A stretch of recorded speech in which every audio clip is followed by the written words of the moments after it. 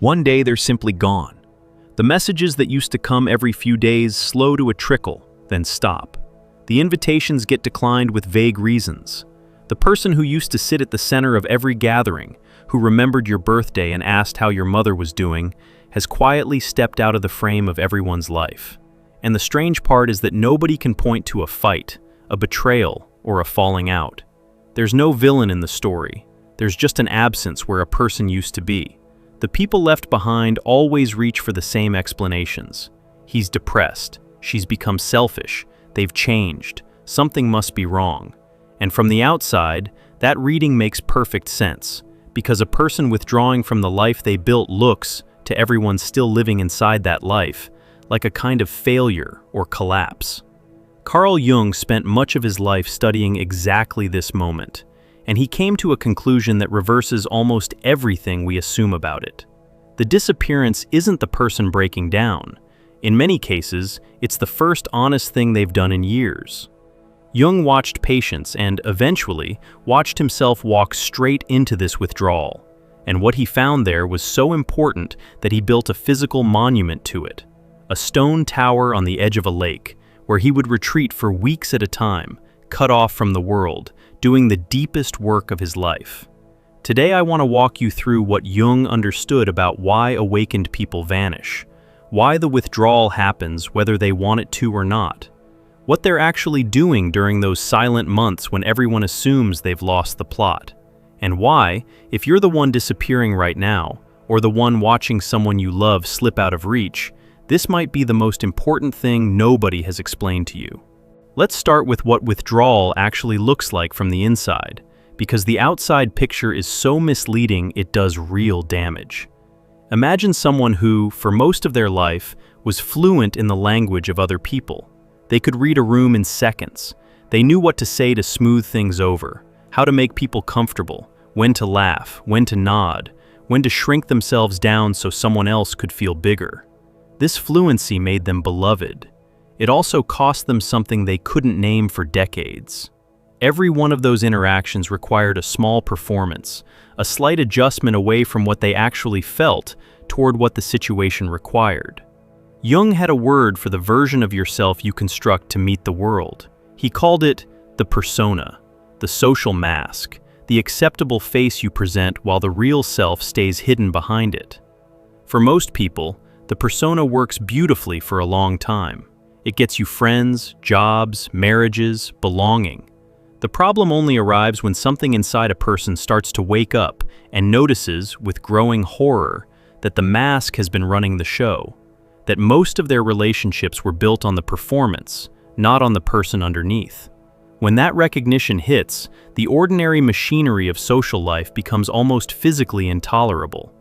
The small talk that used to feel like connection now feels like static. The gatherings that used to fill them up now drain something essential. They walk into a room full of people they love and feel, underneath the warmth, a low hum of exhaustion, because they can sense themselves reaching for the old performance, and they can no longer stand to do it. This is the first reason awakened people disappear. It isn't that they've stopped caring about the people in their lives. It's that they've lost the ability to keep performing the version of themselves those relationships were calibrated to. And they don't yet have a new way of being with people to replace the old one. So they go quiet, because quiet is the only honest option left while they figure out who they actually are underneath everything they learn to perform. Jung understood this pull toward solitude intimately because he lived it. In 1913, at the height of his professional success, he entered a period of withdrawal so complete that his colleagues assumed he was finished. He stepped back from much of his public life. He retreated inward, into an encounter with his own unconscious, so intense he sometimes feared for his sanity. And later, when he wanted a place to continue that inner work, he built the tower at Bollingen with his own hands. No electricity, no running water for years, just stone and water and silence. He wasn't hiding from life. He was going toward a part of life that could only be reached alone. Here's what almost nobody understands about that kind of retreat. The awakened person isn't withdrawing from other people so much as withdrawing from the constant, low-grade noise of managing other people's perceptions. Because that management never stops when you're immersed in ordinary social life. You're always, on some level, tracking how you're coming across, adjusting, softening, performing. For most of a lifetime, that tracking runs so far below awareness that you don't even feel it. But once you wake up to it, you can't unfeel it, and it becomes deafening. The withdrawal, then, is the psyche reaching for silence the way a drowning person reaches for air. Something inside needs room to reorganize, and it cannot get that room while the whole nervous system is occupied with the endless work of being seen. But there's a second reason that goes deeper, and it's the one that hurts the people left behind the most. When a person begins to individuate, Jung's word for becoming who you actually are rather than who you were trained to be, they start to see the relationships in their life with a clarity they never had before. And that clarity is often devastating.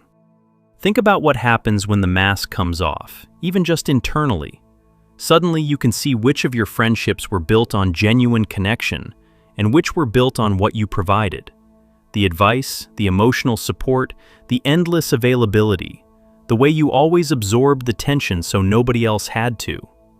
You start to notice that certain people only reach out when they need something, that certain relationships required you to stay small, stay agreeable, stay the person who never rocked the boat, that some of the love you thought you were receiving was actually love for the function you performed, not for you. Jung was unflinching about this. He recognized that as a person integrates the parts of themselves they'd exiled, their anger, their needs, their boundaries, the whole rejected shadow of who they are, they inevitably outgrow relationships that depended on those parts staying buried. If a friendship was built on you never having needs of your own, then the moment you develop needs, the friendship destabilizes. Not because anyone is evil, but because the unspoken contract has changed, and the other person feels the change before they can articulate it. So the awakened person pulls back, and they often can't explain why, even to themselves. All they know is that certain interactions leave them feeling scraped hollow, that the effort of maintaining connections built on the old self has started to feel like a betrayal of the new one. And rather than have a dozen painful, impossible conversations about dynamics they can barely name yet, they simply get quiet. They let the space grow. They disappear by degrees. To the people watching, this reads as coldness or arrogance or some sudden inexplicable rejection. What they can't see is what's happening underneath, that the person hasn't stopped loving them. They've stopped being able to relate to them through the old performance, and they haven't yet found a truer way to relate that both people can survive. This is where the loneliness of awakening really bites, because the awakened person is often grieving these relationships even as they withdraw from them. They're not gliding serenely away from their old life. They're pulling back with a kind of ache, aware that some of these connections may not survive the transformation, and unable to stop the transformation anyway. It's like watching a tide go out that you have no power to hold back. And here's the part that makes it even harder to explain. During this period, the awakened person frequently can't tell you where they're going, because they don't know. They only know they can't stay where they are. Imagine standing in a house you've lived in your whole life, feeling the walls close in, knowing with total certainty that you have to leave, but having no address for where you're headed, no map, no destination. You just know staying means suffocating. That's the internal experience of the withdrawal. It's disorienting for the person living it, which is part of why they can't reassure the people they're leaving. There's no reassurance to give. There's a third layer beneath these two, and it might be the most important one Jung uncovered. The withdrawal isn't only about escaping performance or outgrowing relationships. It's about a fundamental shift in where a person's energy is being called.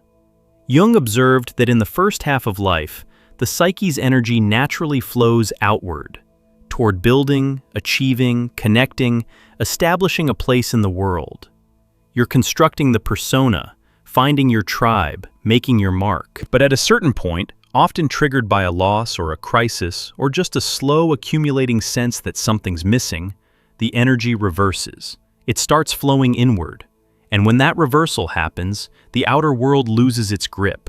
The things that used to feel urgent, the social calendar, the status games, the constant reaching for more connection, suddenly feel hollow, because the psyche has redirected its resources toward an inner project that the person can barely perceive yet. This is why the withdrawal so often looks like depression from the outside, but doesn't feel like depression from the inside. The person isn't losing interest in life. They're losing interest in the parts of life that were feeding a self they're in the process of shedding. Underneath the flat exterior, something enormous is happening. The whole architecture of who they are is being quietly dismantled and rebuilt. And that kind of construction requires the person to stop pouring their energy into the external world for a while and pour it into themselves instead. You can't do that work in the middle of a crowd. You can't renovate the foundation of a house while throwing dinner parties in it. So the awakened person clears the house. They send everyone home. And to those sent home, it looks like they've been shut out for no reason, when the truth is that a demolition is underway, and it isn't safe to have visitors. If any of this is landing a little too close, if you recognize yourself in the person who's been going quiet, pulling back, feeling the walls close in without being able to explain why to anyone, I want to mention something before we go further into what actually happens inside that silence. We put together a guide called True Self-Discovery, 24 reflection exercises drawn from Jung's work, built for exactly this stretch of the road, when you know you can't stay where you are, but you don't yet have a map for where you're going. It won't fill the silence for you. It's meant to help you listen to it, so the withdrawal becomes something you're moving through on purpose rather than just enduring. The link is right below this video. Now let me show you what's really being built in that quiet. Because here's the question that matters. If the awakened person isn't breaking down during this disappearance, what are they actually doing? What happens inside the tower? Jung's answer is that they're meeting themselves for the first time. All the parts that got exiled to make the persona work, everything that didn't fit the acceptable version, has to be found, faced, and integrated. And that encounter can only happen in solitude, because the presence of other people keeps pulling the persona back into place. It's remarkably hard to discover who you are when there's always someone in the room reminding you, just by being there, of who you've always been to them. Picture someone who spent 40 years being the reliable one, the steady one, the person everyone leaned on. Somewhere inside that person is a whole buried life of unmet needs, unspoken anger, dreams they abandoned to keep being reliable. As long as they stay embedded in the relationships that depend on their reliability, those buried parts can't surface. Every phone call, every request, every familiar interaction reinforces the old identity. It's only in the silence, only in the withdrawal, that the buried self gets enough room to rise. And when it rises, it's overwhelming. Jung watched this in his patients and lived it himself. The material that comes up during this inward turn is intense. Old memories, strange dreams, waves of emotion that seem to come from nowhere. A flood of everything the person spent decades holding down. This is why the awakened person needs so much space. They're not lounging in peaceful solitude sipping tea and feeling enlightened. They're doing the hardest labor a human being can do, which is meeting the totality of themselves without the anesthesia of constant distraction. There's a reason Jung reached for the language of alchemy to describe this. The old alchemists talked about a stage where the raw material had to be broken down completely, dissolved into a black, formless state, before it could be transformed into anything of value. He saw the human psyche going through the exact same process during these periods of withdrawal. The old self has to decompose. The familiar structure has to dissolve. And that dissolution, which looks like a person falling apart, is actually the necessary precondition for them becoming whole. This reframes the disappearance entirely. The silence isn't emptiness, it's a laboratory. The person who's gone quiet isn't absent from their life. They've descended into the most intense chapter of it, a chapter that happens to be invisible to everyone standing outside. Now, I want to be honest about something, because Jung was, and because pretending otherwise would be a kind of spiritual bypassing that helps no one. Not every disappearance is awakening. Sometimes withdrawal really is depression, really is avoidance, really is a person running from their life rather than descending into it. Jung was careful about this distinction. The difference isn't always obvious from the outside, and sometimes it isn't even obvious from the inside, at least not right away. The mark of a genuine individuation withdrawal is that something is being built, even if the person can't see it yet. There's a pull toward it, not just a push away from everything else. The solitude, however painful, has a generative quality. Dreams intensify, insights surface. The person starts to feel more like themselves in the aloneness than they did in the crowd. Avoidance feels different. Avoidance is flat, numbing, circular. It runs from pain without ever moving toward anything. It repeats. The reason this distinction matters is that a person in genuine withdrawal needs to be allowed to stay in it, while a person drowning in avoidance may need a hand pulled up. And the tragedy Jung saw again and again was people getting this exactly backward, dragging the individuating person back into social life because their absence made everyone uncomfortable, and thereby aborting a transformation that was trying to complete itself. Because that's what happens so often at this stage. The people left behind can't tolerate the disappearance. It frightens them. It offends them. It disrupts the whole system of relationships that depended on the person being present and available. So they pull, they guilt, they show up uninvited. They tell the person they've changed, that they're being selfish, that they need to snap out of it and come back to normal. And the pressure is enormous because it comes wrapped in love, and because the awakened person still loves these people back and doesn't want to hurt them. Jung watched people crack under exactly this pressure. He watched them, standing at the threshold of becoming who they actually were, get pulled back into the old life by the sheer force of everyone else's discomfort. And they'd succeed in returning, in a sense. They'd rebuild the persona, re-answer the phone, resume the performance. From the outside, it would look like recovery, like they'd come through a rough patch and returned to themselves. But it wasn't themselves they returned to. It was the mask. And these people, Jung observed, carried a particular kind of quiet suffering for the rest of their lives. The ache of having glimpsed who they could have been and having turned back at the threshold because the crossing frightened everyone they loved.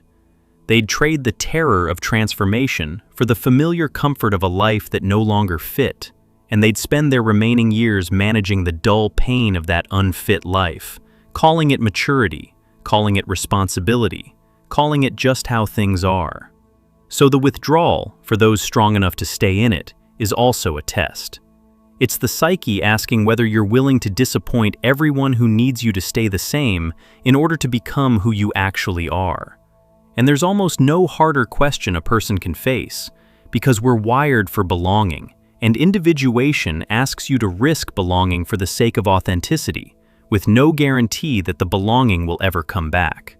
Here's what Jung wanted people to understand, though, and it's the turn that changes the whole picture. The relationships worth having survive the transformation. They don't survive unchanged, but they survive. Because when a person completes this inward passage and comes back out, and most of them do come back out, this isn't a permanent exile. They return with a capacity for connection they never had before. Think about it. The old connections were built on performance, on the persona, on the awakened person contorting themselves into whatever shape the relationship required. That's not intimacy, however warm it felt. Intimacy requires two real people, and before the withdrawal, one of the two was a mask. When the person returns from the tower, they return as someone capable of being genuinely known, which means they're finally capable of genuine closeness. The relationships that can meet this new realness deepen into something the old performance could never have reached. And the relationships that can't, the ones that only ever worked because of the performance, those quietly fade, and their fading, while it carries an ache, is honest. This is the paradox at the heart of what Jung discovered. The person who disappears to become themselves ends up more capable of love than they ever were while present. The withdrawal that looks like abandonment is often the precondition for the first real relationships of a person's life. Because you cannot truly connect with someone from behind a mask. You can only perform connection. And an entire life of performed connection, however full it looks, leaves a person starving in a way they can't name. The awakened person, in disappearing, is refusing to keep starving. They're choosing the terrifying emptiness of solitude over the comfortable hunger of inauthentic connection. And from the outside, that choice looks insane, even cruel. From the inside, it's the first genuinely self-honoring thing they've done, maybe ever. If you're the one who's been disappeared on, if someone you love has gone quiet and pulled back and left you confused and hurt and reaching for explanations, I want to offer you something that might be hard to hear. Their withdrawal probably isn't about you in the way it feels like it is. It feels like rejection. It lands like they've decided you're not worth their time. But what's far more likely, if this is genuine individuation, is that they've reached a point where they can't keep being who they were with anyone, and the pulling away is indiscriminate. It's everyone, not just you. They're not rejecting you. They're in a place where they can't perform the old self with anyone, and until they've found their way to the new self, they have nothing to offer but silence. The most loving thing you can often do, painful as it is to let the space exist without punishing them for it. To leave the door open without standing in the doorway demanding they walk back through it. Because the ones who are given room to complete the passage come back more themselves, more capable of the very intimacy you're afraid you've lost. And the ones who are guilted and pressured back before they're ready come back as ghosts, present in body, absent in the way that actually matters. And if you're the one disappearing, if you've been reading this recognizing yourself, feeling the walls close in, feeling the exhaustion of a performance you can't stand to keep giving, pulling back from people you still love and unable to explain why, then here's what Jung would want you to know. You're not broken. You're not becoming cold or selfish or lost. Something in you has grown too large for the life you built, and it's asking for room to become what it's becoming. The silence you're reaching for isn't avoidance, it's oxygen. The tower Jung built at Bollingen wasn't a retreat from life. He called the place where he became most fully himself. He needed the stone and the silence and the water, precisely because the deepest work of a human life can't be done in the noise of constant belonging. He went to the tower to meet himself, and everything he brought back, everything that made him who he became, was quarried in that solitude. Your withdrawal, whether it's a literal move toward aloneness or just an inner pulling back from the performance, is your own version of the tower. It's the place where you get to find out who you are underneath everyone's idea of you. And yes, it's lonely. Yes, it will disappoint people. Yes, you'll grieve some of what falls away in the process. But what you're building in there, the actual unmasked, integrated self that can finally be known, is worth every quiet, disorienting, misunderstood day of the disappearance. Jung would tell you not to rush back out before the work is done. The pressure to return will be enormous, and it'll come dressed as love, and it'll be hard to resist.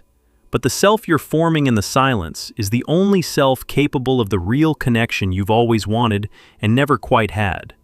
Come back before it's formed, and you come back as the mask. Stay until it's ready, and you come back as a person. The people who genuinely love you will still be there. Different, maybe. Fewer, maybe. But real. And the connection you'll be able to offer them will be the first honest connection of your life, because it'll come from a self you actually found, instead of a self you performed. So, when you see someone vanish from everyone's life right at the moment they seem to be coming most alive inside, understand what you're witnessing. Not a breakdown, a descent. The kind that looks like loss from the outside and feels like the beginning of something from within. The awakened person disappears because the noise became unbearable, because the old relationships couldn't hold the new self, because the psyche turned inward and demanded a solitude that ordinary life can't provide. They disappear into the tower, and if they're allowed to stay there long enough to finish what they went in to do, they don't stay gone. They come back, quieter, truer, and finally, after a lifetime of performance, entirely themselves. That's the passage almost no one explains. The vanishing that looks like an ending is so often the threshold of the realest chapter a person will ever live. And the door of the tower, closed as it looks from outside, was never locked to keep love out. It was closed to give a new self the darkness it needed to form. If you've been standing in that silence, the one that feels like walls closing in, the one you can't quite explain to the people asking where you've gone, our guide, True Self-Discovery, was made for exactly this stretch of the road. 24 reflection exercises rooted in Jung's work, built to help you listen to what the withdrawal is trying to tell you, so you can meet the self that's forming in there instead of just waiting for the silence to pass. The link is right below this video.